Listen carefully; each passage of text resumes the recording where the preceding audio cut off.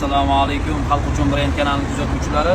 Inshaalloh hozir ajib bir voqea bo'ldi. Birodarlarimiz, ukalarimiz ya'ni Saudiyada tabiiy suv bu tarkibini o'rganishib, bu yoqda foydasini sezib biz O'zbekistonga yangilik qilib olib kirishibdi.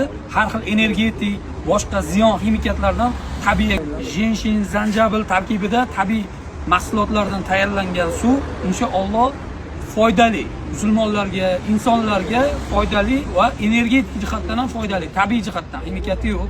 Mana hozir olib kelishdi. Birinchi bo'lib Sharxonda barakazda ana qilishni o'zimiz sinab ko'ramiz.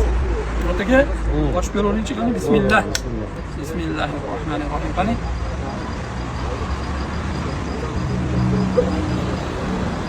Alhamdulillah. Haligi o'zingga ma'qul kelgan, yoqqan narsani birodaringga, do'stlaringga ilin degan hadis bor. Shuning uchun mana shunda ilin deydi, sababi ta'mi ham juda boshqacha. Haqiqatan ham zanjabil, jenshinda ta'mi bor ekan, energetik. Hali har xil zallarda, ximikatlarda anaqa qilmasdan mana shin yozin, ha aka. Mana ichida ko'rsatib ham qo'yaylik, zanjabil mana naturalniy turibdi ekan. Ta'mlarga gap yo'q ekan. Lekin mazza ekan ta'mi. Subhanalloh, zo'r ekan. Tavsiya qilamiz. Bormi? Qizdiryapti. Bor. Qizdiryapti ham, haqiqatan mana odamlar falon pulga zanjabilni olib qaynatib eplolmasdan tayyor. Nech pul chiqadi bu? 20 ming so'm sotilyapti hamma joyda. 20 ming so'm. Subhanalloh. 20 ming so'm.